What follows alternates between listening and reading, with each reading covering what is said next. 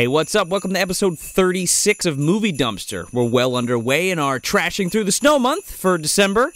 And today we're talking The Christmas That Almost Wasn't from 1966, directed by Rossano Prazzi. I'm Joe Lascola. I'm Sean O'Rourke. I'm Connor. Santa's been hitting the booze again, McGraw. Welcome to the dumpster.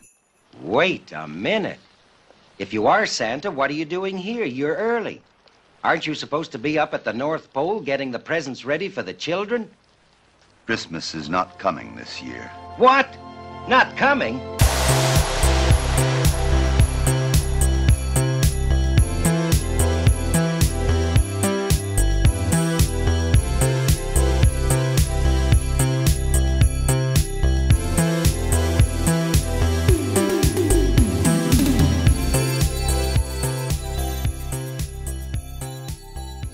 He sure fucking was. My goodness. Oh my god, this Santa Claus is fucking red-faced and oily the moment you lay eyes on him. Because it's really just Burl Ives dressed up like fucking Santa Claus. He's like, I've been hitting the booze and beating my wife. I was pegging him as Orson Welles from that wine commercial, like, the French. Santa Claus presents and being evicted. Oh, this is the presents of winery in California. You mean just start and go ahead and start talking? Okay, yes. I'm gonna spill this all over the place. 75 takes later. All right, so let's crunch this real quick. This is really easy to plot crunch. So Santa's house and his plot of land. His plot of land, the whole North Pole. North Pole. His whole plot of land that was given to him by the Eskimos. Well, they made a deal with, like, this Barnaby-ass motherfucker, and he bought the North Pole, and he's basically kicking out Santa Claus, like, he's evicting his ass, and the elves and Mrs. Claus and shit, because he hates Christmas. And children. And this is Santa who's, like, out on his ass, and he needs to get the money by Christmas Eve at 12 o'clock? Santa is catatonic with grief, okay? Yeah. He looks lobotomized. There are just scenes in this movie where he just is staring blankly into the distance. Santa's got PTSD, but it's like Phineas T. Prum STD. Oh, he's at the bottom of a fucking bottle this whole movie, man. The plot that you're sold in this opening animation for the credits is entirely different because it implies that Santa is on the run from a man in a flying machine who shoots jizz at him. Yeah, it's fucking Dr. Eggman or some shit. He's got the Chaos Emeralds and he's chasing after him. It's like a fucking steampunk Robotnik flying machine, like with a fucking propeller blade, and he's sitting there going, meow, Santa Claus, meow, like. And he's, like, chasing Santa Claus from rooftop to rooftop. None of this is in the film. And this fucking song. Yeah, this movie's a musical, by the way, folks, if you've never seen it. Sorta? It's sort of a musical? It is, but here's the problem. None of the music in this movie has any narrative purpose whatsoever. It's just to say, well, it's been 5 minutes, better start singing about something. Yeah, but they're literally singing, like, the lines to the script. Yes. There once was a Christmas that almost wasn't because of a man named Perhoon. Every song in this movie sounds like it was made up on the spot. Like, even this opening, he's like, there once was a Christmas that kind of almost didn't happen, and there was a guy named Prune, and he's mad at stuff. What's really funny about this is the director is also Mr. Prune. Yeah. Okay? And if I'm not mistaken, fucking Mrs. Claus is like his wife in real life. Really? Or it could be a sister or a cousin, but they have the same last name. And I checked multiple websites to try to confirm it, but I'm pretty sure it's his wife. His name is Rossano Prazzi, and he's like, I was reading that, like, he was in another movie where he was dubbed, like, he had another singing part in another movie, and then he was dubbed over by this other Italian singer, and he was so pissed off about it, because he's like, no, that's me singing in that fucking movie. He was so pissed off that this movie, he sang all of his parts himself, and my goodness, they're awful, first of all, and there's like 10 of them. Also, he has an accent so thick, I'm surprised he didn't choke on it. like, he should have just sang it in Italian. Yeah, and it's, these old Italian movies, back in the 60s, 70s, and 80s, they always just filmed it and then dubbed it over with whatever language Right. the film was going to be distributed in, So I don't necessarily blame this movie for the bad dubbing, because, my God, House by the Cemetery, fucking Bob, ring any bells, folks? Yeah. But, like, it's not that, I mean, it's pretty good, considering. Sure. I mean, look, it's actually, in my opinion, the dubbing's better than a lot of movies that are like this. Yeah, no, I agree. The dubbing in this is actually considerably better than some of the more recent foreign films I've seen in the last decade. Well, there you go. Like Night Watch and Day Watch. Watch those movies in Russian. Please don't ever watch those movies in English. Yeah. Someone in that movie calls a hat a head warmer at some point in the dub version, okay? I was reading before I sat down and I had seen this movie a bunch of times prior to this, and I'll give a quick anecdote before I move on.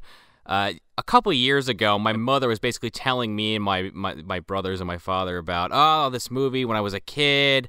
Me and my friends and my sisters, we went and saw this, and we met Paul Tripp, who plays Sam Whipple, at the showing, and... Oh my God. Are you serious? What? I could be misremembering this slightly, but she made it sound like this was this great movie. We all sat down and watched it, and we couldn't make it through the whole fucking movie without, making fun of it. I'm sorry. I'm sorry, Mom. The way you pitched this to me, I was like, Sean has watched this every year since he was a child? I was like, how did I fucking miss this? Oh, no. Because I've never seen this, ever. It was a recent thing, and I've seen it 3 or 4 times, maybe. But every time's, is a treat. It evoked some very familiar, cozy Mystery Science Theater memories for me because Santa Claus Conquers the Martians. Oh, yeah, for sure.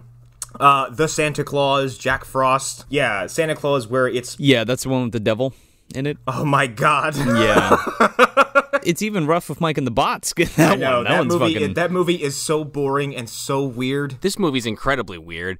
But one thing to note, though, you guys mentioned the guy that played Prune and also the director, the accent he had. And I was reading online how they basically replaced all the Italian actors because he didn't want the accent to come through besides himself. And Yeah. I think the only other actors besides, Paul Tripp, who plays Sam Whipple, who's the main character besides Santa Claus and Prune, the only other one that I don't know this for a fact, but I think might be the same actor is maybe Jonathan, the bookkeeper, but I'm not sure. Yeah, I think it was just Jonathan, too, because Jonathan is Italian as fuck.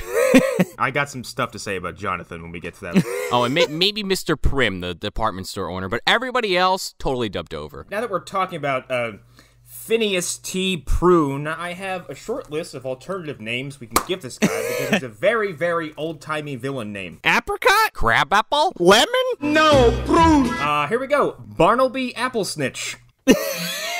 Whipplesnatch Crabtree. Ooh, I like that one. Thaddeus Prickly.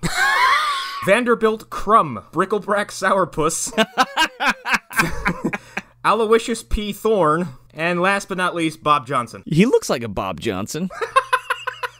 This guy is like if the Grand High Witch fucked Salvador Dali and then he raided fucking Barnaby's closet. But the Scrooge watched it all go down. Yeah. He looks like after he's done here, he's gonna go raid Toyland. He's like the Italian Burgermeister? Meisterburger? Yeah. Just it's I could tell someone in your head, close your eyes, picture a mustache twirling, arched eyebrow, hat wearing, cane twirling bad guy. There he is. Like Dick Dastardly, that's what he looks like. Yes, he's Snidely Whiplash. He's all of them. He's just... Tying fucking Penelope Pitstop to the fucking railroad tracks. It's kind of charming because it's been a while since I've seen a literal mustache twirling, hand rubbing bad guy who's always like, Oh my god! And this guy's tactics are awful. I think is the word we're looking for. Stupid. I think that's it too. Yeah. Also, I'm convinced this movie takes place in Whoville. It takes place in the center of the universe where everything's connected. Everything is connected. It's the planet. It's everything. It must be, because I'm like, is this England? Is this New York? Is this Italy? Obviously, it's Italy. But is this even Earth? What the fuck? They're playing it off like it's New York, but it's totally some town in Italy. It's gotta be. Just because I say North Pole doesn't mean anything. Every planet has a north, okay? Yeah, and there's one point where a guy's like, oh, over there, Mr. Macy. Like Macy's? No, I don't think so. Mr. Macy's, he lives lives next to Mr. Sears. Yeah. Where's Mr. J.C. Penney's? It's funny you mentioned that because apparently Sam Whipple lives right across the street from Mr. Prune. Oh my God. Okay. So this movie opens up and we're introduced to Sam Whipple, this Fred Astaire looking motherfucker. He's like, let me tell you about Christmas or whatever. Oh no, wait, hold on. We gotta get to his song where he wishes every day was Christmas, and I was like, fuck you. Well, the movie opens and he's got all like the town kids with him, and they're like, Mr. Whipple, you said it would snow. He's like, yes, I did say that. He has that's pretty much his voice. Yeah. And they're like, can you make it snow now? He's like, maybe. And he just throws confetti in the air. His personality is that of when the Candyman sings in Willy Wonka, and that's it. That's all he has. And like he's decorating the ugliest fucking tree I've ever seen in my whole life. And it's not even like this is a tree that the poor kids picked. It's like, this is the tree you put in the center of town. It's like half of it is naked. It's got pieces missing, and like seemingly doesn't have a top. It's like they took a set from one of the old Frankenstein fucking movies and they just repurposed it. Oh my God, it does look like a silent movie set. It might be. Save some money. Oh yeah, totally. So yeah, and he sings a song about how he wishes Christmas is every day, and I'm like, can you imagine having to wake up and buy everyone presents every fucking day of the week? I don't know, ask Elmo. He didn't do too good with that idea either.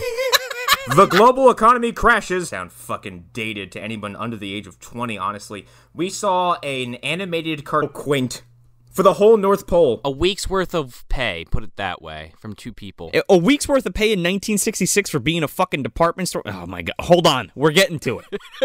We'll get to it. I'm sorry. I just had to get that out. So Sam's like, let's go to Phineas P. Crabtree's house, and well, give him a good talking to. We're gonna go straighten out Barnaby real quick. And then he's like, walks like to his next door neighbor's house. Yeah, that was weird. Because everything is so fucking claustrophobic in this movie. Well, Santa tries to make it seem like he goes to Sam because he writes him this letter, but like I feel like the real reason was, you live next door. It's just easier. Well, he's an attorney, and he was like, do I have a case or what? So they walk over to fucking Scrooge and Marley's, and they knock on the door. and this motherfucker, there's like a Great Dane outside barking at them. And then a coke fiend answers the door. Oh my God, I love this man. A walking skeleton comes out. His name's Blossom. and he talks like this, and he's got a lisp. He has a pronounced lisp, and he has very dark circles under his eyes. Oh, I love this man so much. He's like, what do you want? And he's like, hey, we need to talk to Mr. He's not in! We need to talk to Mr. Prune. He's not in! And it, like, cuts to him, like, 3 times. And Sam's just like, well, what? Oh. And in between, he's like, he's not in! Yeah, this whole movie has lots of weird, awkward cuts and close-ups, and this is the introduction to it. Oh, yeah. But this is accompanied with Sam trying to get his dialogue in, and this cocaine fiend of a butler going, he's not in! Sorry, sir, he's out. He has stepped off the premises. Now go before I feed you to my dogs. Go away, or Marmaduke's gonna have his way with you. Of note, also, this butler is totally covered in cobwebs. Oh my God, right? I was gonna bring that up later. Was he really? Yeah. Yeah, oh yeah. Okay, so Prune's house is just fucking disgustingly filthy. I noticed it in his house, but I didn't notice it on the butler. Well, the butler's dead, and that's why. He looks like a skeleton and he's covered in fucking cobwebs. I bound my soul to a contract with Mr. Phineas a long time ago. I can't leave this building. I only reside in the city block. Or else I'll dematerialize on Christmas Day. For my remains are buried in the center of town. Can you please find my bones and burn them, please, and free my spirit from this physical realm? Yeah, so then Santa's like, well, Sam, you want to come to my workshop or whatever? And he's like, sure, Santa, whatever you say. He's like, if he's not home, he's probably going to the North Pole to bother me when we have dinner. Probably on his way to harangue my mother. But, like, Mr. Prune travels all the way to the North Pole every day at supper time to bother Santa Claus and his wife for the money for this house. Yeah. Yeah, it's up the road, Joe. They go there in his magic sleigh. Like, Marty, I guess, hit it by, like, a fucking billboard under some fucking leaves or something, because, like, they just fucking hop right in this motherfucker and take off. Yeah, like, they do walk out of, like, they walk away from Phineas's house, and he's like, let's go to the North Pole. My sleigh is right here. So we cut to the North Pole, and we cut in, and, like, one of the fucking Marx brothers is, like, running the workshop. Pretty much. His name's Jonathan. Jonathan was dropped on his head. Several times, okay? This guy he needs fucking help. He should not be locked in a house. He's probably getting worse just by never being able to see the outdoors. And some weird shit happens in the Claus' house, okay? He's like this tall-ass, skinny Italian guy with this crazy curly hair. He looks like someone who would sell me potions in a Japanese RPG. He looks like the fucking old elf guy from Neverending Story. Yes, Oh he my looks God. like he looks like someone in like World of Warcraft who sells you a flying machine. He may be the weirdest character, maybe, purely based on, like, the songs he sings. Oh, for sure. The fact you mean he can't find the letter P? No, in his it should be alphabetized. So Mrs. Claus comes in and she's like, "What's the matter with all your elves?" And all the elves are just like sad and like not making the toys. And Jonathan's like, "But if we make the toys, then they go to Mr. Prune, and they don't want to go to Mr. Prune. They want to go to the kids for the Christmas or whatever." Oh wait, I know who he is now. This is Luigi after the adventures end. He just retires up to the North Pole. He really got fucking shafted. He's Mario's brother, of course he would be. So, like you guys were saying, like Mrs. Claus is like telling the elves to be like, you gotta work because Christmas is gonna be fine. Everything's gonna be fine. Christmas is coming once a year. Yeah. Another song, shocker. This fucking song sounds like a fucking Rizort Lani, like Cannibal Holocaust. It should be on that fucking soundtrack with like the fucking drums and shit that's going on in this.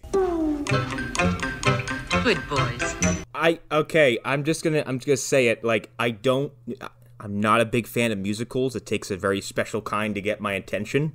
And I'm gonna say this with all the sincerity in the world. The music in this movie is fucking wretched. Oh man, I was having a good time with this one. It is all terrible, and it all is there just to be like, well, it's been a couple minutes. We gotta sing again. This one's fucking weird though, because it's like offbeat and like there's pauses and then like everybody stops and then starts again making toys and shit. It's everyone just starts rhyming like it's bit like we gotta rhyme, better make it up now. They're like, oh well, be happy, don't be sappy, don't be glad, not sad. Helter Skelter. Like, what the fuck? Helter Skelter, he totally says that. He totally says that. Helter Skelter, hustle, bustle, hurry, scurry, hippity hop, and never shilly shally, dilly dally, fiddle faddle, flippity flop. Meanwhile, Santa, shows up with Whipple in the sleigh, and the whole fucking screen shakes. After they crash land. Yeah, the fucking screen shakes and Mrs. Claus goes, "Oh, Santa's here." He may not be alive, but he's here. He fucking kicks down the door. He's like, "Mama, look, we got a lawyer. We're gonna be fine. We're gonna win. We're gonna keep the house and the Eskimos. Fuck 'em." Mother, I brought a lawyer. We'll eat fine tonight. We won't have to eat another one of the reindeer. This is that part where he fucking whoops off his fucking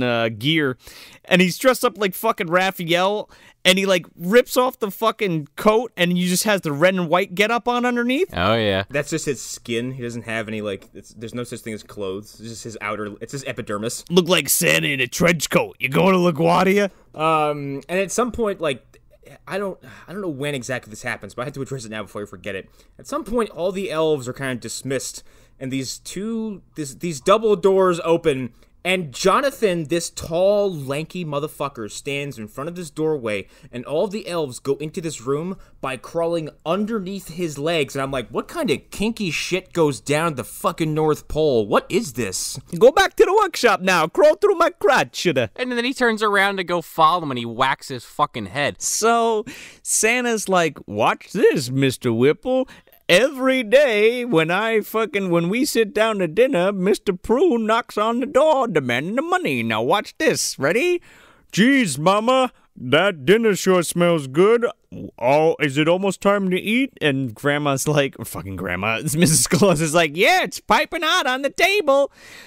And then they don't hear anything. Sam's like, "You pulling my fucking chain, aren't you, Santa?" And Santa's like, "Hold on, let me try this one more time." He gets out like a fucking megaphone and he's like, "Oh, we're sitting down to dinner now, right, Mama?" And Mrs. Claus follows suit. She's like, "Yep, piping hot." And then fucking Mr. Prune knocks on the fucking door and he comes in. He's like, "Oh, you were all sitting down to dinner and now I'm going to come in and I want my money right now." I'm going to come in urinating the dinner table. I'm evil. I came here to sing a song. 2, actually. I at this point, I feel like everyone in this movie is actually trapped inside a musical and they just don't have a choice, so they just start breaking the song arbitrarily because they want to survive or something? Yeah, I think the first segue is like Mrs. Claus is like, you know, you got a problem, Mr. Prune. You don't have any children or anybody helping you at your house. And he's like, ooh, scary word. Quick note here, if you're watching the movie, watch Prune's hat during this scene. It has snow on it, then it doesn't, then it's got a little snow on it, then it's got a lot of snow on it, then it's got no snow on it. I thought I picked up on that. I was like, is his hat suddenly very ashy? This is that weird part where, you know, all of a sudden he becomes the Grand High Witch and he's like, I hate children. I was never a child, and all they do is take things and they never give anything back and they need to grow up. He's like, I was born to 40. I wish that they could all be wiped off of the face of the earth. And he's like, now I'm gonna have a bad dreams tonight. And he's like, have you ever tried to count children jumping over a fence when you're trying to go to sleep? I'm like, what the fuck are you talking about, man? That's creepy. Who the fuck goes to sleep and counts children? You've got some deep-seated underlying issues if you are counting children while you're trying to go to sleep. You probably have some buried under your floorboards if that's the case. Well, he sings a fucking song about how kids get all the breaks. They don't get in trouble for their mistakes. It's like, oh my god, what are you fucking nuts? That is a real line from this fucking movie, by the Yep. way. That's not something Sean made up. Well, here you go. Prasanna's fucking showing off his singing skills that are off time. They're horrible. It's just lots of rolling R's and rhymes. That's really about it. Yeah, because like he's singing in English. Like if he sang in Italian, I guess that would make more sense. Or probably the lyrics in Italian flow better than they do in English. Yeah, and you know what? The guy's actually not that bad of a singer. It's that he's trying to, speak English, and he has a very thick accent, so you can't understand how he's saying. Actually, it just dawned on me now that maybe the music in the version we're watching is as dreadful as it is because, like, they're trying likely to force rhymes out of translations, and it's probably not working too well. Well, here's the kicker. Connor. This was made for America. Yeah, it was. Fucking the guy that played Sam Whipple wrote the movie. Holy shit. He wrote it, then now it all makes even less sense. Yeah, he wrote the story, and then the guy that played Prune, he wrote the screenplay, and then the rest is history. This isn't that odd though. I mean, there's a lineage of Italian directors making films directly for the American market. Yeah, it was very common at the time. Purely from a translation standpoint, like at some point, it feels like something was lost, and it's probably worse in the Italian version because they're probably like, this don't make a lot of sense. So somehow Sam fucking gets Prune to make a deal, or breaks him. Yeah, Prune's like in the corner, basically. He's like leaning back in this chair as far as you could possibly lean without falling over. And Sam, gets up and startles him because he didn't even realize he was in the room. And he's like, yeah, who are you? Whiffle? Sniffle? And he's like, Whiffle! He's like, now you gonna listen to me, Mr. Prune. And he pushes him into his chair. And then from the fucking side room, all the elves come out with their little benches and they're lined up like they're the fucking jury at a court case.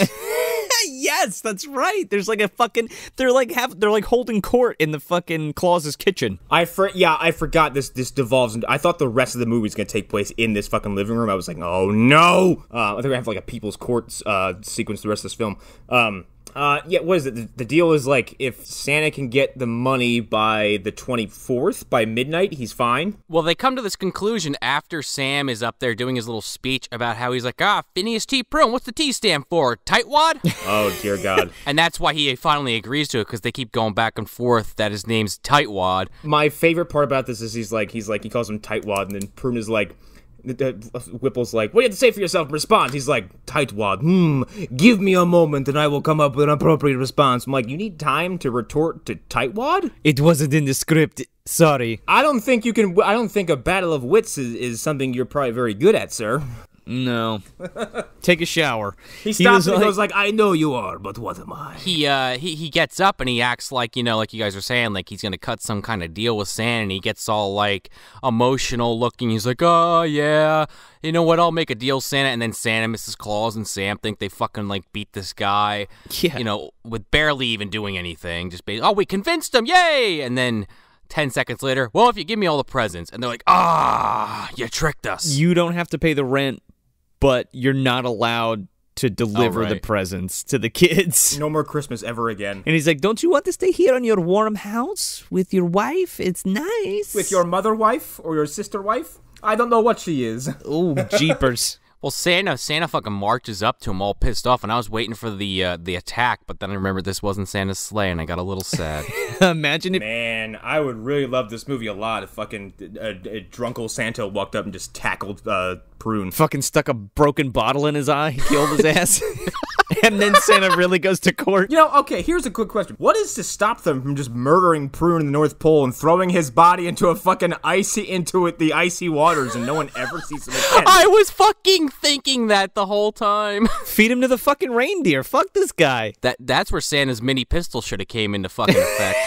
You don't have to murder him yourself. Just drive him out to the middle of fucking nowhere in the North Pole. Oh, I can't remember. It's this whole area is like 2 miles wide. Yeah. Although, after saying that, I'm now picturing like Santa having like the gun that flies out of his fucking sleeve like Django Unchained, and he just shoots him in the fucking flower on his chest. So they get on Prune again about the kid thing, and he breaks into song, and I'm just like, Jesus fucking Christ, another goddamn song? Like you just sang like 5 minutes ago. Oh God, is this the one where he's talking about, oh, I'm glad that I'm bad, and then he's he's trying to throw Mr.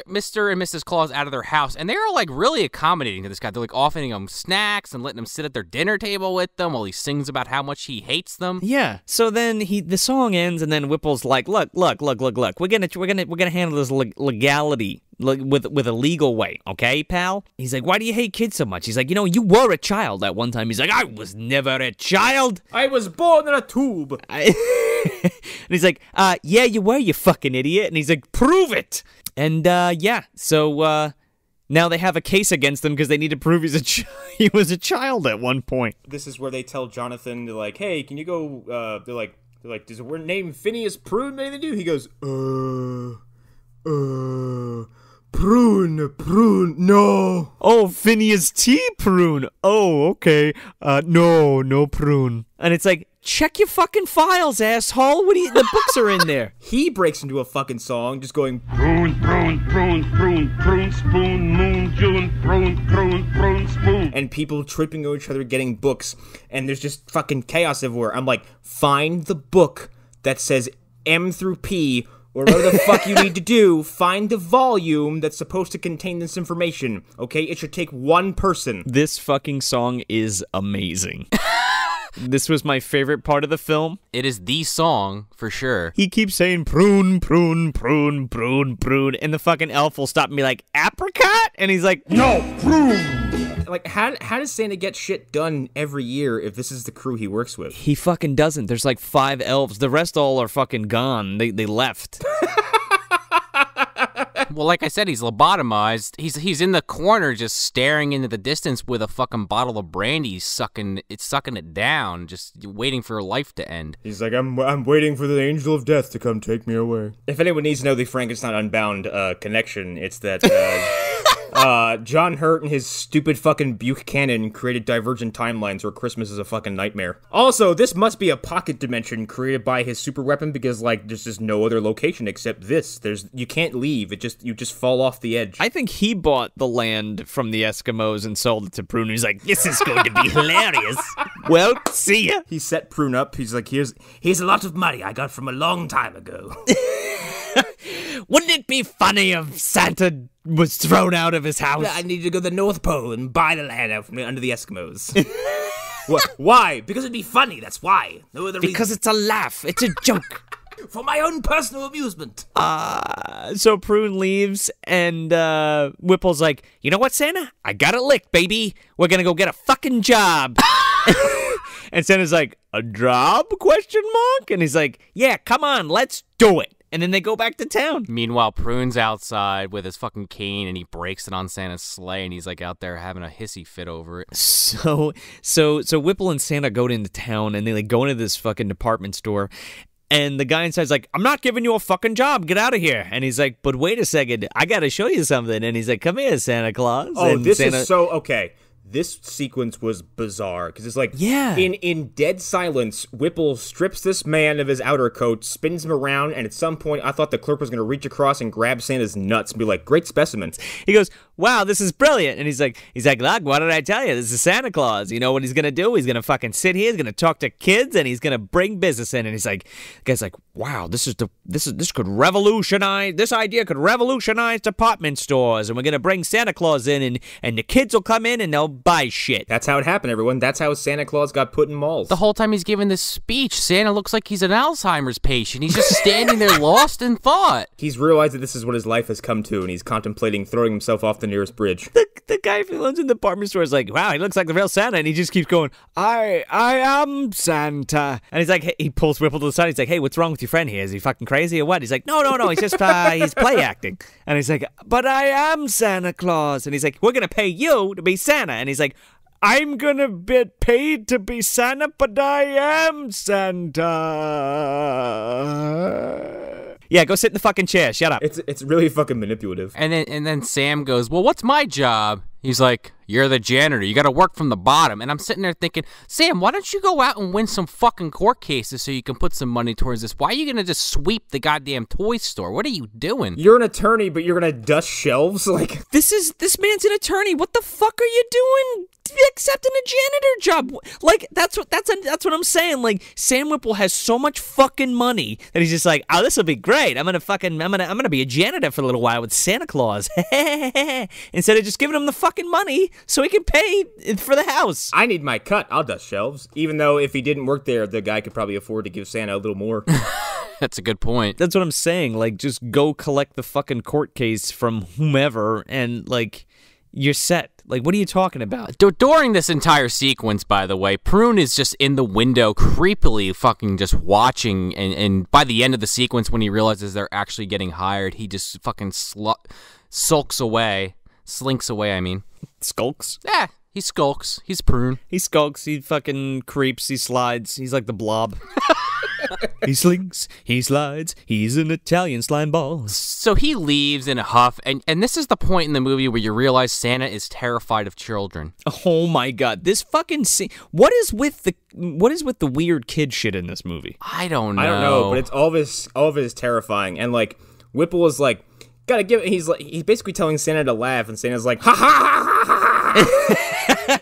Well, first, Santa's like... Santa sings this really bad song, and it's like the music so far hasn't been good, as we've been talking about, but this one is literally just Santa talking with a little bit of an undertone behind him. Yeah, but Whipple's like, you're going to greet kids, and you're going to tell, the kids are going to come in and see it. And he's like, oh, I love kids. I love watching them when they're sleeping. They're so great, and blah, blah, blah. And he says some weird shit like, they're so sweet and innocent and blah, blah, blah. And Sam's like, no, Santa, they're going to be awake. And he's like, awake?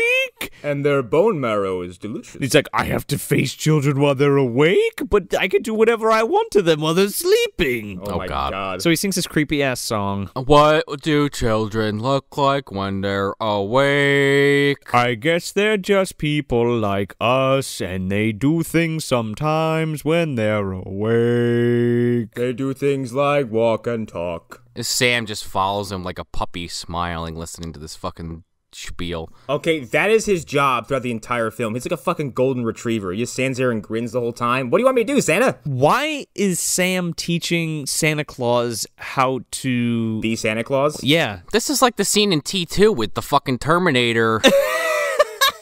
smiling. Yeah. But it's worse because at some point, like, he tells him to ho ho ho, and Santa goes ho ho ho ho ho ho ho Boshuda.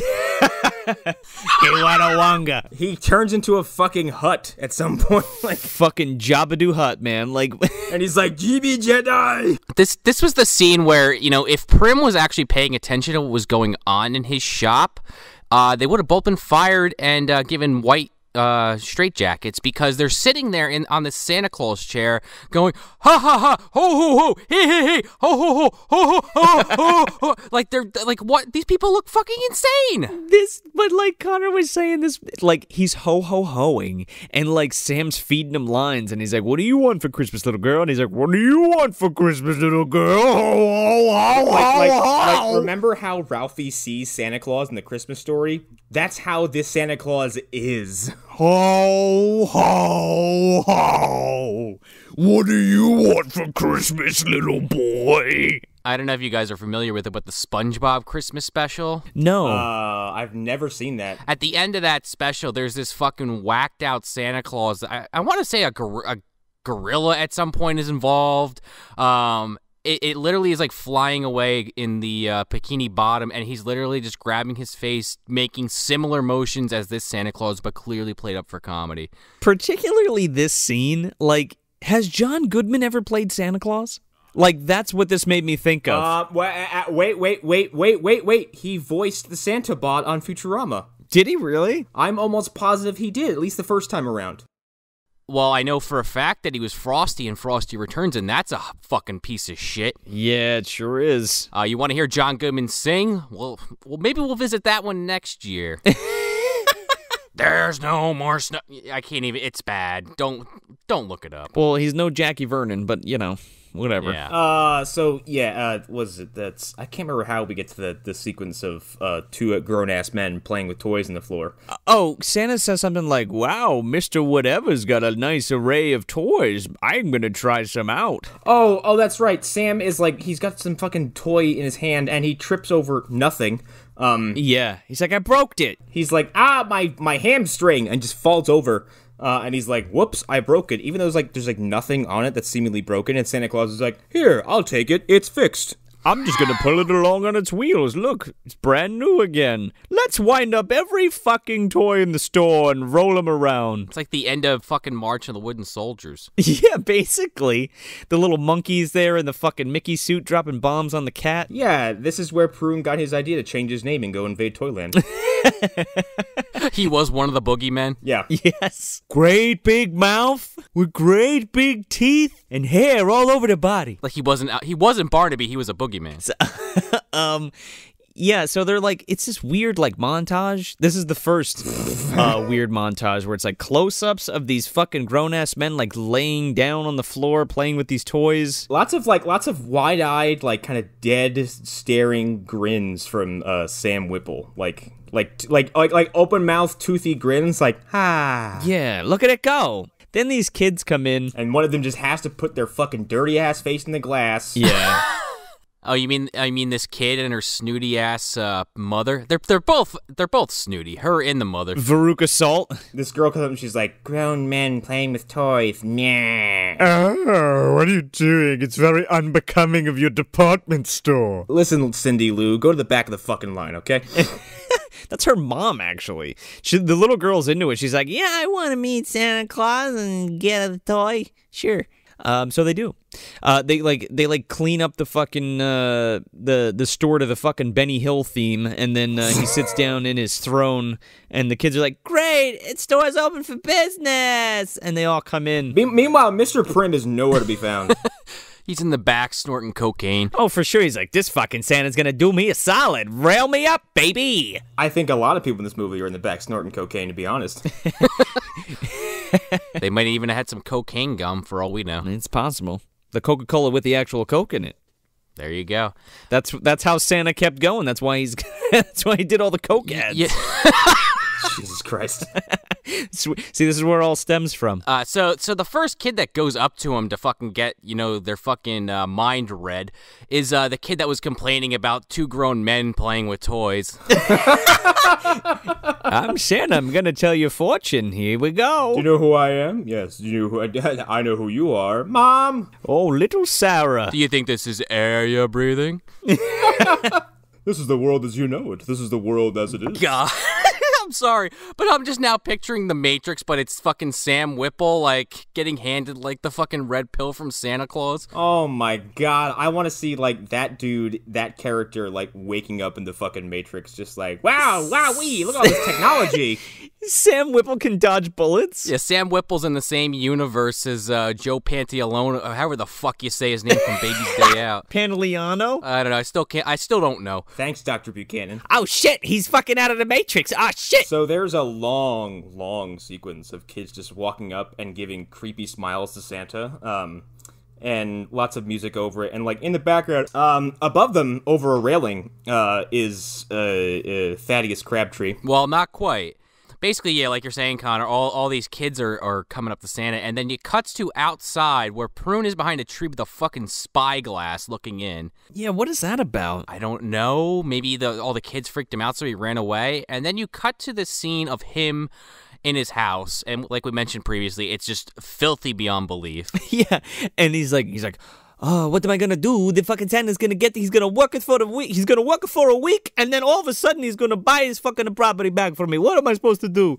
And then Blossom's like, look, be quiet, sir. Drink this morphine, sir. I have a plan, sir. We're going to do this, sir. The plan is whisper, whisper, whisper, whisper. And then when we're done, can you please free me from this cursed existence? Perhaps if I help you, sir, can you please bury my bones in the cemetery? Well, he takes this spoon like he's feeding an infant, and he's like airplaning it into his mouth. And like slowly he's like getting all fucked up from the morphine. And then they like sneak in. Oh God, he has like this little tiny chair he's sitting in or something. Well, first of all, one is an 8-foot tall corpse, and the other one is the other one is the fucking penguin. Like they're not gonna. And they just slip in past these kids. It's Solomon Grundy and Oswald Cobblepot are walking into this fucking toy store. Holy shit. So is Santa like literally the holiday themed Batman you were talking about in Santa's sleigh that the fucking grandpa was making the nutcracker weapons for? Exactly. Yeah, so, and then fucking the butler walks in, he's like Blossom Grundy, born on a Monday, christened on Tuesday, married on Wednesday. Buried on Thursday. Hopefully. Please God. Please God. They sneak in and fucking Prune pulls out like a dart blower or some bullshit, like a blowgun. He fucking shoots this woman in the face with a fucking pea shooter. And she's like, oh, what the fuck was that? And Sam Whipple's like, here's a balloon for your kid. And he's like blowing a balloon up in this child's face. It's really weird. Yeah, and then he used the pea shooter on that too, and Sam is just like, huh. That was weird. It broke. Well, here's another balloon for you. Sam's giving out fucking balloons like they're going out of style. I wonder where that could be in this very small but brightly lit store. They're like hiding behind this elephant display in the corner, but like not really. Oh, okay. I do remember this part. Okay, because I couldn't tell what the fuck they were hiding behind. Yeah, it was like a giant stuffed elephant. It just looked like a saddle on something. So fucking Prune and Blossom, like, they're like playing pranks on Santa Claus or something. Like, they're executing every move out of the Acme playbook, basically. Yeah, they dialed up Wile E. Coyote before they came over, and they're like, what do you got? And he's like, here you go. Because they go up on the fucking like balcony, and like Connor said, they have like one of those like bulbs that you would like suck out like infants' boogers with. Yeah. And they're like shooting itching powder onto this kid and Santa Claus. Except it doesn't hit Santa at all. Santa is completely unaffected by it, or at least like he's so numb, he's like, I don't care anymore. He's like, I want to tear my skin off, but at least I can feel something. I'm just gonna say, if this was made in the 80s, it would have been Gunnar Henson playing Santa. Oh my God. What do you want for Christmas, kid? It's December 25th. It's been a whole year since I held one of these babies, literally. I guess I better go give out presents now. So yeah, they're dropping itching powder, and then like at some point, this tough motherfucker, like this like proto fucking gangster kid, sees them from downstairs and like crosses his arms and gives them a mean ass look. Well, hold on. First, he accidentally Blossom sprays Prune with the itching powder, so he starts freaking out. And then they go back downstairs and they have a literal stick of dynamite they're putting under Santa Claus's chair. Yeah, like what the fuck? It's like an M4000. It's the biggest piece of dynamite I've ever fucking seen. It's like the size of my forearm. Like, you're gonna take out the whole town with that thing. I like to call this kid the no-no kid because he like squats down and he looks at them and he just wags his finger and he's like, I really wish you'd have spoken, because I'm sure he was like, hey, wise guy, not here, I'll smash your kneecaps. I'll do you what for, right in the chops, Buster. My dad's the head of the mob in this small city. And this all kind of just, this just goes on and on and on and on for kind of an eternity. And I don't remember how exactly it wraps up.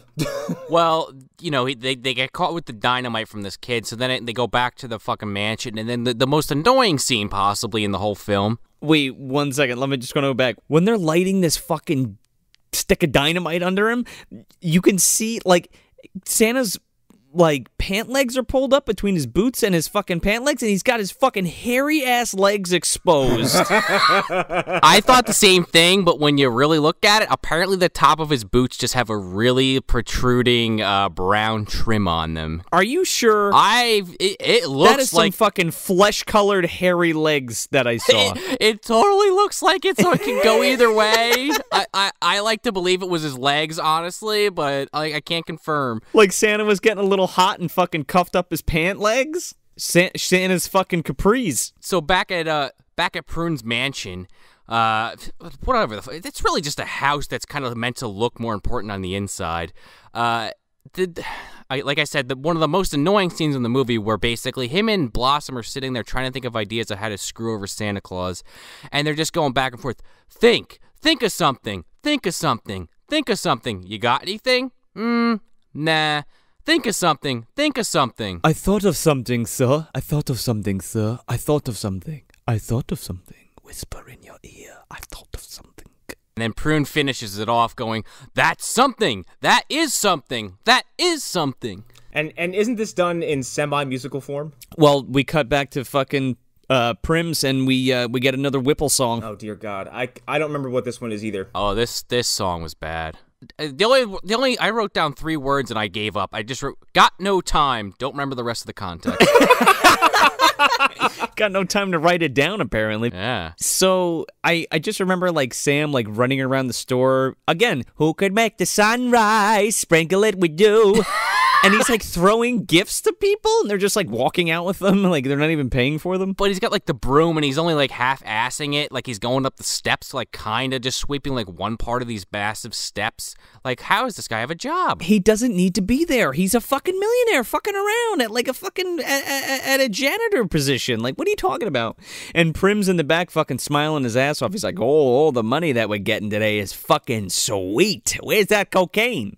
And then he gets fucking literally, like, cane pulled off screen into the back, and you see a hand that can only be Mr. Prune's, and he's like making a deal with him. He's like patting him on the shoulder. You don't hear what's said, but he's like patting him on the shoulder, like, oh great, what's happening now? Then we have a unnecessary interlude, an additional scene just fucking forced in there of Jonathan fucking asleep on the ground as Mrs. Claus comes in. Did you find anything? He gives him like tea and shit. All Mrs. Claus does in this movie is offer people tea, regardless of the situation. Yeah, she's basically like, oh, well, that's a shame. Get back to work, you fucking lazy prick. She kind of reminds me of the grandma from Bad Santa who just keeps going, I'll make everybody sandwiches.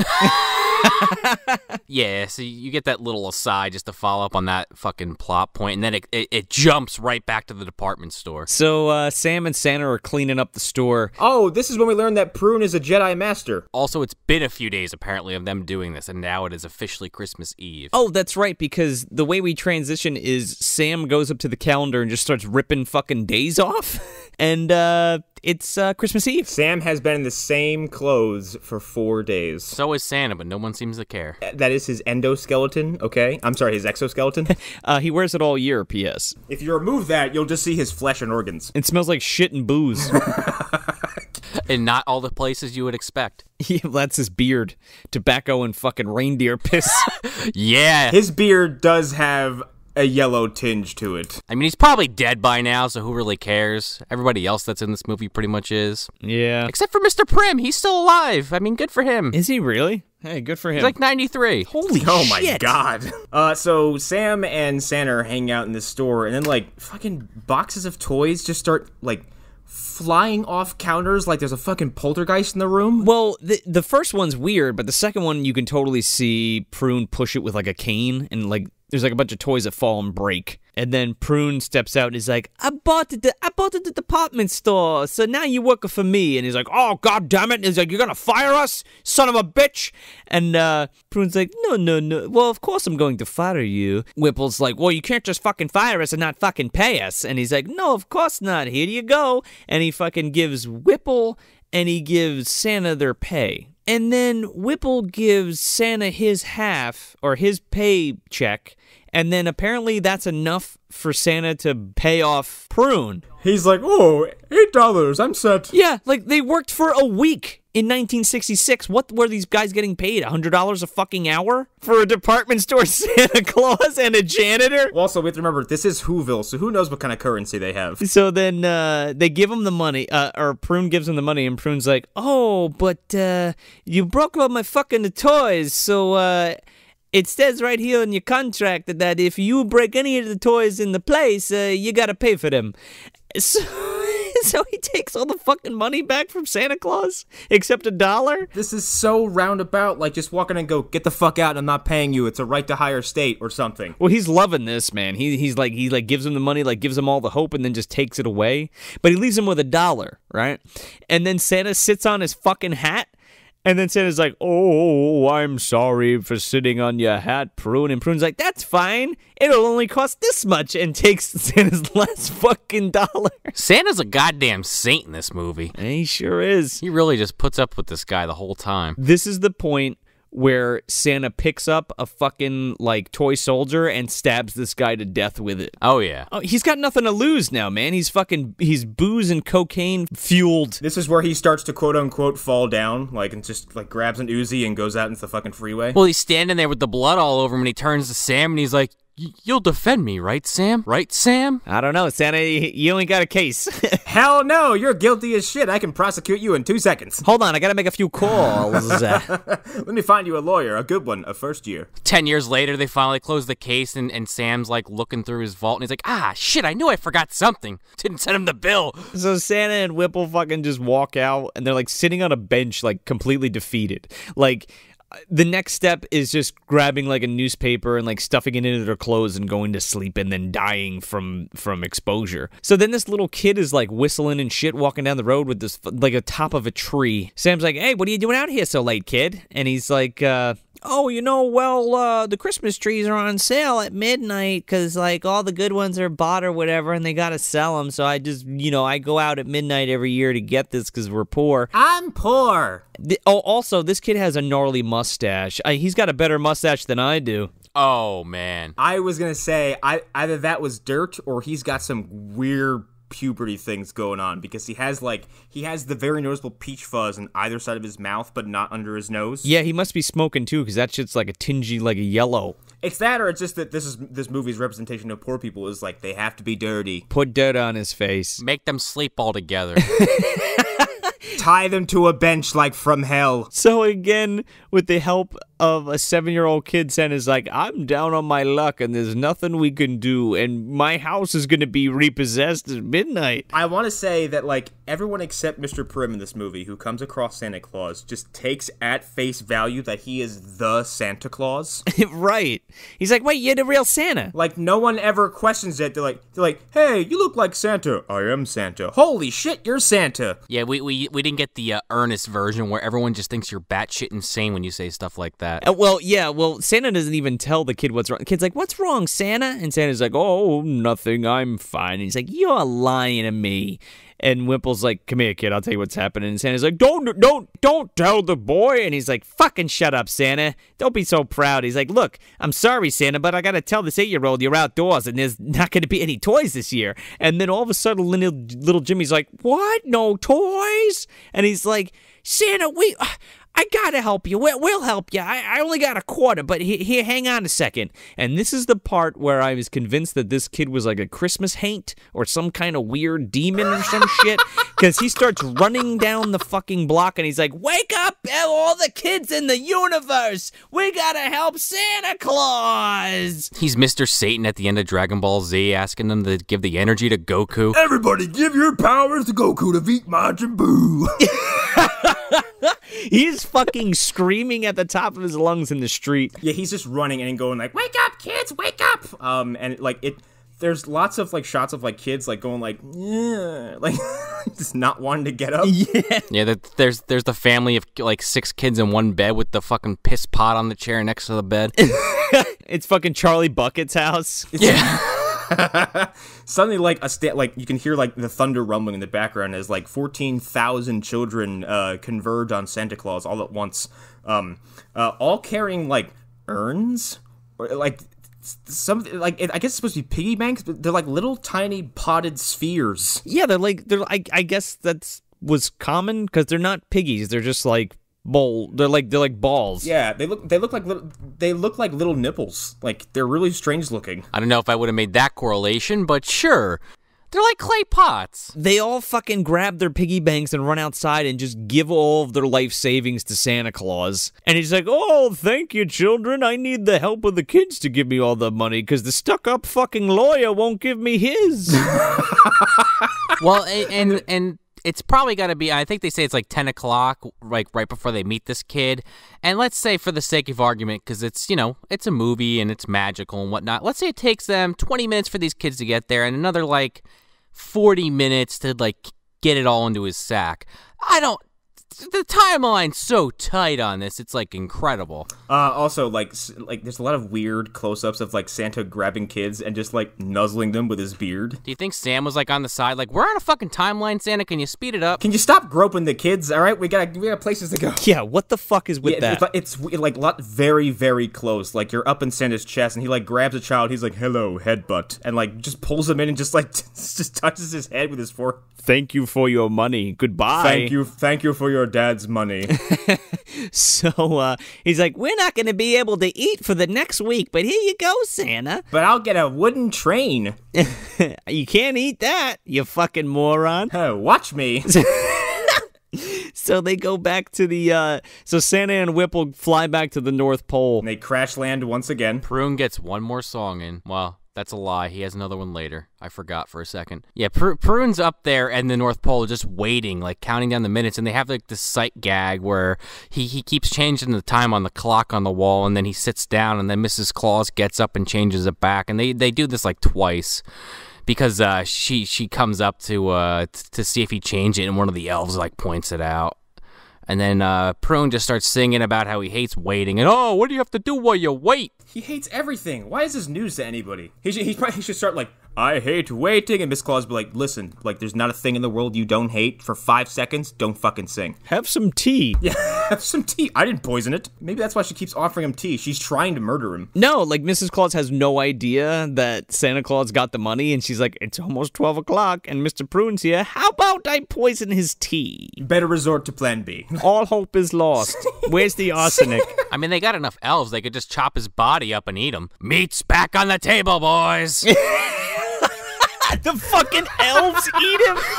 Oh my god. Fucking Jonathan's got the fucking white hand of Saruman on his fucking head. What one of them's we can eat their legs. They don't need their legs. They don't need both of them. Jonathan just licking the inside of the neck. And then Santa fucking rolls in with a literal sack full of gold coins and just dumps them on the table in front of Prune. At the 12th stroke of the fucking clock. Yeah, it's dong, and he fucking drops sack o' money with the dollar sign drawn on it. If Prune really wanted to be a piece of shit, he should have been no deal until I count this money. Oh, midnight's past. Yeah, because it's all pennies and dimes and silver dollars and shit, and this guy just takes it for their word. He's just yep, it's mostly pennies, but I guess that's the right amount. Shit. He's oh, damn, all $10. So Prune is pissed, and I thought the next move was him going outside and just blowing his fucking brains out in the snow. No, he's undone because Mrs. Claus offers him tea again, and he goes, I hate kindness, and just gets up and leaves. Yeah, but that's what I'm saying. I thought he was gonna go outside and kill himself. But he doesn't take the rent money. He just leaves it there. So did Santa just rob a bunch of children? Oh yeah, that money's not going back to those kids. Just could have restocked the liquor cabinet. That's going in Santa's sweet home theater. And then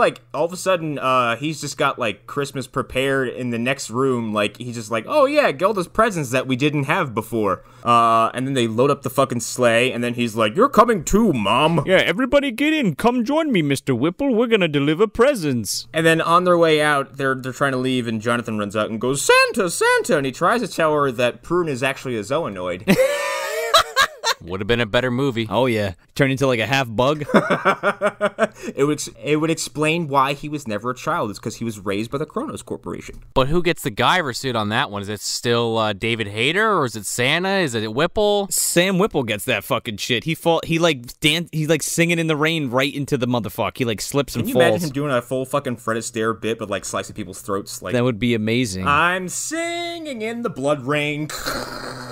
but like he has the gear on, but not the face. And he's tap dancing in blood puddles. So the most amazing scene in the movie, I will argue now, because it's so bad. Like 2 back-to-back horrible scenes. It's so fucking long. Wait, okay. We forgot to gloss over this real quick, but like the scene right after they leave the store dejected, there is a very unintentionally hilarious montage of Sam and Santa walking down the street looking completely defeated, and then slam cut back to kids going, Christmas! Just singing this obnoxious happy Christmas song, cut back to solemn adults.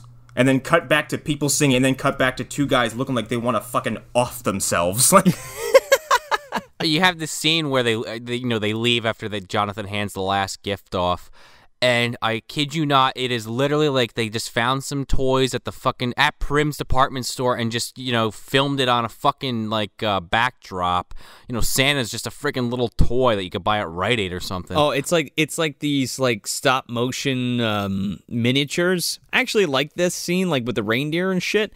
But, my God, this fucking scene goes on for, the last 20 minutes of the movie. And a lot of it is just still frames of just Santa on a roof, Sam on a roof, Mrs. Claus on a roof, the sleigh in the air, them in a chimney. It's this trippy ass fucking montage of these hard smash zooms into these fucking people going down the chimney like Connor said and delivering presents. And the 3 of them are breaking into people's houses and leaving presents there, in stockings and shit. Also, why is Sam has now inserted himself into Christmas because he's a true psychopath. Yeah, well, he loves it. He's like, I've been waiting all fucking year for this. This is gonna be great. Wasn't there another movie we watched that had a similar scene with the stop motion or with just basically pictures stringing it together? Do you guys remember that at all? Tetsuo the Iron Man? Oh, might have been. It might have been. Wow, what a fucking comparison to make between The Christmas That Almost Wasn't and Tetsuo the Iron Man. It's pretty much the same thing, right? Can you imagine if this movie was done in the style of Tetsuo the Iron Man? Oh, you know what it was that I'm thinking of? The end of the Crocodile Hunter movie where they have the what happens to all the fucking government agents and they're working at the zoo. Yeah, so it's just a big stupid montage, and then we finally get to the last present that Jonathan had given Santa. He's like, oh, it's for... I can't read this because I'm fucking blind, apparently, now. And Mrs. Claus is like, oh, I'll read it. And he's like, this is for Mr. Prune. We have to go to Mr. Prune's house. Hey, kids, have you seen A Christmas Carol? Because guess what? It's the same goddamn thing. We're just going to cap this off real quick with a Dickens joke. So they go down Prune's chimney and it's fucking filthy, and Mrs. Claus starts cleaning and they all sneeze and Prune wakes up. And he's like, are you the ghost from a Christmas present and past and the future? And they're like, no, moron, we're the fucking guys that you were evicting 20 hours ago. How did you get home before us? We have a sleigh. Teleportation. Well, fucking Buchanan dropped him off. Buchanan's got the, he's got that car flying now. He's got the fucking string of triangle flags hanging down, and fucking Prune just grabbed on and climbed in. He's all disappointed at fucking Prune. He's like, you let a bunch of children foil your plans, you dumb bastard. Beaten by children, I would never allow that. I would vaporize them. I'd send them back in time. I would pull a reverse flash and pluck them from the timeline. Therefore, they never existed in the first place. I'll bury them with their bicycle. So Santa gives Prune his present. Santa gives Prune his weenie whistle that he's wanted to see as a child. Motherfucking beat me to it. Fucking just pulled the rug right from under me on that one. We all had that one prepared, let's be real. Yeah, so he gets his fucking weenie whistle and he's like, that's why I hated a Christmas when I was a kid. And I just blocked it out of my head that I was a kid because I hated Santa Claus because he didn't bring me in a goddamn sailboat. And now then he has a fucking Scrooge revelation and he's going outside doing fucking backflips, telling everybody, wishing them Merry Christmas and shit. And then he walks around and he's chasing this child behind a fucking park bench. It's creepy. It's really creepy. This child probably has no idea that he's had some kind of Christmas Day face turn and is just ah! Yeah. There's this man in a nightgown chasing me. Holding a sailboat, why? And he gives this kid a sailboat and he pats him on the head and there's a bunch of kids behind him. And he's like, a Merry Christmas to everybody. And then he then I think he's just gonna walk away, right? You think he's just gonna walk off and be like, that was a nice thing I did. He casually like puts his arm around this kid and like starts marching him back to his house. And then all of a sudden, like a fucking Pied Piper, all of these kids start fucking following this guy back to his house, and they all go inside. Like the creepy butler opens the door, Blossom, and they all walk inside. And then he shuts the door, and then motherfucking cut to black. Yeah. I am convinced they fed those children to that dog. I am convinced that this entire movie is actually being told by Sam himself, and it's all grossly exaggerated to avoid all the frightening details. That's why this ending is so saccharine. Oh, I thought you were gonna say Winona Ryder for a second there. I was waiting for like the book to close and like Sam to like turn in his chair. And that's how I saved Christmas, by myself. He like turns in his chair. There's like kids tied up to his fucking wall, and he's just like, and this is how Christmas went down. Well, see you later. And then he starts singing to them. It's like they find out later, like, oh, you said you hated children because of this sailboat you didn't receive, but really you were just trying to fend off your cannibalistic tendencies. I was gonna say, it's like all those kids tore him apart and ate him in reality. They did to him what they did to a Mortan Joe at the end of Fury Road, okay? They pulled him apart like a chicken at an Alice Cooper concert, and they feasted on his flesh. He has been oppressing these people for God knows how long. He's the town villain. Everyone's like, you're pretty all right. No, that's not what happened. Oh, I need to comment on one thing. So Prune, right before he runs out after having his epiphany, he's like, Merry Christmas. And then fucking Whipple and Santa and Mrs. Claus decorate his house with ornaments that appear out of nowhere. And Prune goes up to this painting of, I can only assume is his father, and it's like this stern-ass face of a caricature, and he says Merry Christmas to it, and it cuts back, and the thing fucking smiles back at him. Oh my god, I forgot about that. If someone told me the end of this movie is just Prune on his deathbed having like all the nerves in his brain are just flaring off and just like giving him peace before death, I'd believe it. Oh yeah, that's exactly what's happening. Yeah, while the butler's taking his drapes down. Yeah, that's right. Fucking Sam, Santa, and Mrs. Claus start cleaning this motherfucker's house. Like, okay, you gave him the sailboat. Good for him. He's redeemed. Don't clean this motherfucker's house. He's got enough money to fucking hire a maid. He's got a goddamn butler, for Christ's sake. What the fuck? Hire a cleaning service, you lazy fucker. Cobwebs on your fucking butler. Give me a break. Well, remember, Joe, he's not a tightwad. He just doesn't like to waste money. And that was the Christmas that almost wasn't. But it totally happened, so don't you worry, and I'm dragging this song out. And Mr. Prune was redeemed, and he got his fucking sailboat, and kids went into his house, and that's the end of the film. So, what present is this under our Christmas tree here, fellas? This is like a Christmas sweater, but not like the funny kind. It's like a real bad wool one. It's like real itchy, but it looks kind of nice. I don't know, like... I have a weird relationship with this movie. Like I said earlier in the episode, this backstory with my mom, like talking up this film about how she enjoyed it as a child and then just it not holding up. Maybe if I saw this as a kid, I'd be into it, but I don't know. I've got it now. Okay, this movie is a very comfortable but ugly pair of Christmas socks. That you'd only wear during this season. It's kind of cozy, but you wouldn't want to tell anyone you have them. This is one of those sharper image gifts that like your aunt and uncle buy for you at the fucking mall that are like $5.99, and like the idea is cool because it's like, oh look, a fucking a miniature pool table set that you can bring in the car with you, and you're like, that is so fucking cool. And then you open it and it's like not as much fun as it should be, or you thought it was going to be. Are you saying it's like one of those Tiger handhelds you get that's not quite a video game, but it counts as a video game? Yeah, where this you can't even really play one of those fucking things. No, you're just timing, pressing a button. That's it. You're witnessing cells move and you die every time. This is the first time seeing this for me. I had no idea this film existed. I'm gonna be watching it. This is, again, I'm putting this on my fucking list to watch every year because it is hilariously awful, and there's just so much there's a lot of like cozy feelings to this. Like even just watching it today, like I had never seen it, but it's very like It's already nostalgic for me. It reminds me of stuff like not in quality, but just in terms of tone and feeling, like stuff like Babes in Toyland, like stuff like fucking Santa Claus Conquers the Martians, or other Christmas movies I've seen that are just kind of that tier of quality. Babes in Toyland is fucking-tastic. I love that movie, but it does have a similar feeling to it, and it is kind of cozy. And we've mentioned Mystery Science Theater. This was on a recent run of MST3K and then on the Netflix stuff. And it reminds me of something like that, and it's if you had Mike and the Bots along for this movie, or I guess in the new one, it's what is the new guy? There was a guy named Jonah. That guy. It's very comfortable, and I like it. I don't hate it at all. I kind of enjoy it, but I don't think I'd watch it until Christmas. No, well, I would only watch it for Christmas. That's it.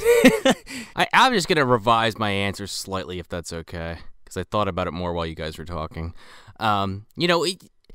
This movie definitely is a Christmas sweater, but it is like that one you get that, the second you open, you're like, I would never fucking wear this thing. But then, like, every year you have it on, and you're just like, it's not that bad. But, like, ostensibly, like, it's not good, but you just keep watching it anywhere. Or in the case of the sweater, you're, like, wearing it every year anyway. Like Joe said, it's like got a little bit of a nostalgia feel to it. I don't love this movie. I don't hate this movie. But it's worth spinning once a year for a fucking laugh, if nothing else. Here, I'll say this. I'll watch this before I ever sit through It's a Wonderful Life again, okay? I've never seen that either. Yeah, me either. Wow! Oh my god! Yeah, I've never seen It's a Wonderful Life. But yeah, with this movie, you can fucking get some fucking eggnog with some fucking bourbon in it, and you're good to go. This is a good time. Especially that scene when Santa and Sam are just laughing it up over the ho-ho-ho fucking demonstration. It's worth it for the prune song alone, in my opinion. 5 stars. 5 fucking candy canes, okay? So that's it. That's The Christmas That Almost Wasn't from 1966, directed by Rossano Brazzi. I'm Joe Lascola. I'm Sean O'Rourke. I'm Connor McGraw. Thanks for visiting the dumpster. And now victory's mine. Do you hear that? Victory's mine. Mine. Mine. A Merry Christmas, I don't think.